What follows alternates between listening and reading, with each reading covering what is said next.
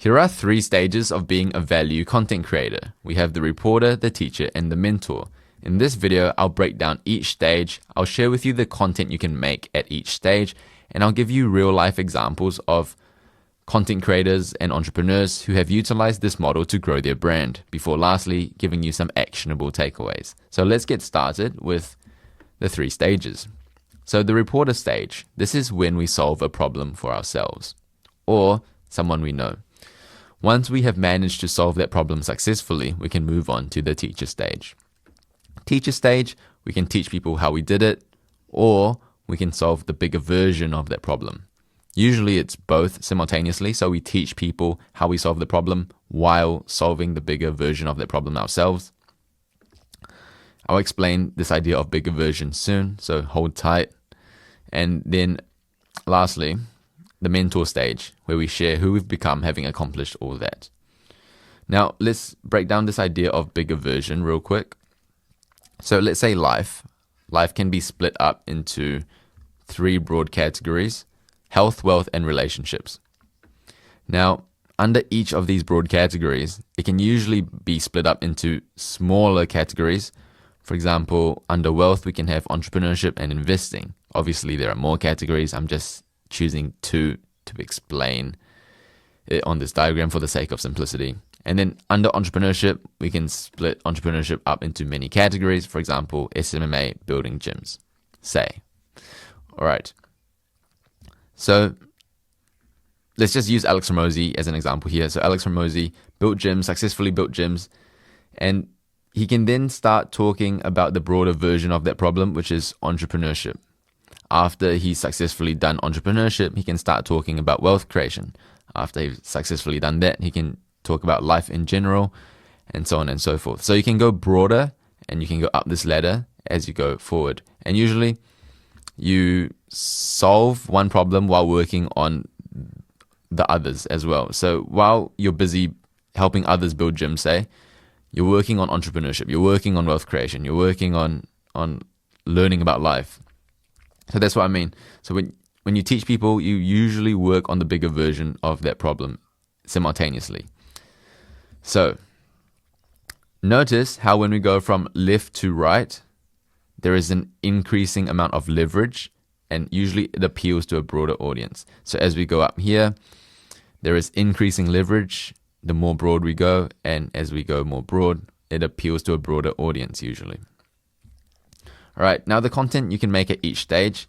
So while you're in the reporter stage, we can start documenting our journey, we can share our observations, and we can interview people who have attained what we want to obtain.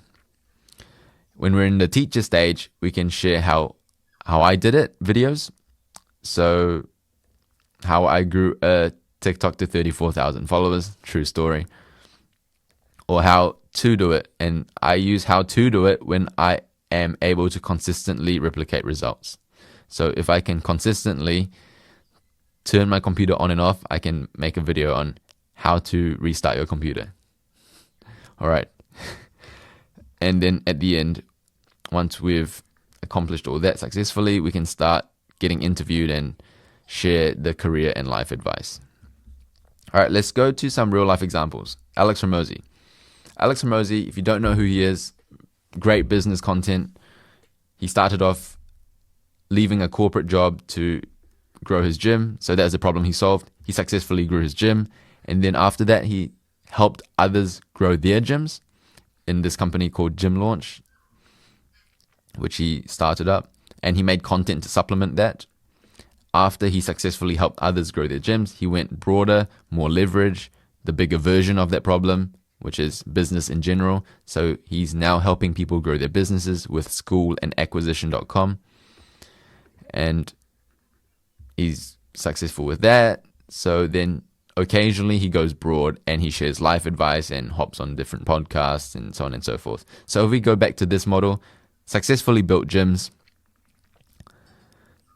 for other people after successfully building his own gym. Then he went broad entrepreneurship and wealth creation before going even broader life. All right. Now, Ali Abdaal, very similar idea, topped medicine. He documented this a little bit notice how Alex Ramosi didn't really document him growing his own gym, but Ali Abdaal documented his med school journey a little bit and topped medicine. And then he made a video about that, and he helped people study for exams, how he ranked first at Cambridge University, super brandable. After that, he was in the process of, so while he was doing this, he was making YouTube videos while being a junior doctor and a medical student, which is no easy feat.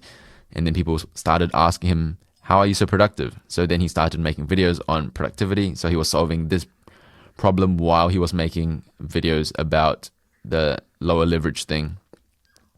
And then eventually after that, he's now transitioned to giving generic life advice and hopping on several podcasts and writing books on productivity. So Alex Ramosi, Ali Abdaal both followed this model pretty well. Not that they intended to or anything. All right. So actionable takeaways. There are a few things I wanted to point out with this model. So Ali Abdaal, he's still kind of the productivity guy. Although he makes a lot of videos on generic, self-help videos, he can still alternate between productivity and, life lesson type videos. He can alternate between these two. Alex Ramosi can alternate between life advice and how to grow your business. The high leverage thing and the life advice. He can straddle between these two. However, it's hard for, say, Alex Ramosi to go back and start making content about the niche thing again. Because if we go back to this model, once you transition to the broad idea, for example, entrepreneurship, you're going to attract all sorts of entrepreneurs, right? The SMMA guys, the building gym people, content creators. You're going to attract all sorts, right? It's very hard to go back down and start talking about building gyms again because SMMA guys aren't that interested in building gyms. Content creators aren't that interested in building gyms. However, building gyms, these people and the SMMA guys would both be interested in entrepreneurship. So it's hard to go back niche, but it's easy to go from niche to broad. Another thing to note is that the competition at the sub niches is less fierce than entrepreneurship. For example, when Alex Ramosi was making content about building gyms, I'm sure the competition wouldn't be as fierce as it is for entrepreneurship. Like, there are a lot of entrepreneurs making content about entrepreneurship. Let's say we wanted to challenge Alex Ramosi, right? It'd be very hard to make content about entrepreneurship and beat Alex Ramosi at making business content because he's got the credentials, people know him, he has added so much value over a long enough time frame.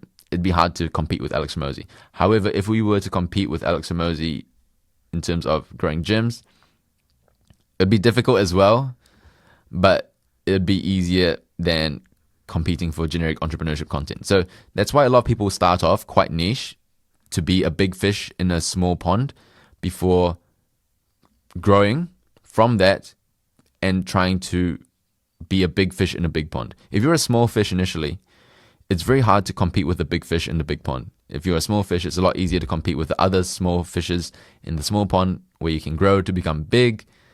And once you're big, then you can take on the more broad, high leverage thing. All right. Another thing to note is that you don't have to be an expert to start helping others and make educational content. So when we're in the reporter stage, we can already make educational content. We can document, we can make observations about people who are further along than us. We can interview these people. We can make content when we're a teacher, and obviously we can make content when we're a mentor as well. So you don't have to be an expert to start making content. You can start making content off the bat. You just have to be a couple steps ahead, or you can just be observant, or you could be an interviewer, or you could just document your process. You don't have to be so far ahead to start making educational content. All right. Another thing to note is that in the reporter stage, we can document, observe, and interview. But also at the teacher stage, we can also document, observe, and interview. At the mentor stage, we can also document, observe, and interview. This process of documenting, observing, and interviewing others doesn't have to be exclusive to the reporter stage. We can make content documenting our day making observations about new trends, and interviewing others at any stage, even if we're an expert. All right. And the last point is that the difference between a fake guru and an expert is, say Alex Hormozi made videos like this, life lessons, and how to become a millionaire, when he hasn't accomplished it himself. Let's pretend he hasn't. He'd be a fake guru because, for example, like if I have a garage and I rent a Lamborghini and I have books on my wall and I tell people this is how you make money when I haven't accomplished it myself, and I tell people I have, that'd be lying and it wouldn't be true. And when you lie and you pretend you've accomplished something you haven't, then you're a fake guru. Whereas Alex Hormozi actually has accomplished these things. He's not a fake guru. The difference between a fake guru and an actual expert is whether or not you lie about your accomplishments. Do you just outsource the status signalers to show people that you've accomplished something you haven't, or just lie about it directly? Or do you actually accomplish these things, have irrefutable proof, and actually give good advice and not advice you just regurgitated from someone else? So those are the key takeaways. And remember the 3 stages: the reporter stage, the teacher stage, and the mentor stage, how you can make content at each stage. And hopefully that video was helpful. My name is Junius. I help people make and strategize educational content. For more content like this, if you found this helpful, hopefully you did, check out this playlist here. Thanks for watching, and I'll see you in the next one.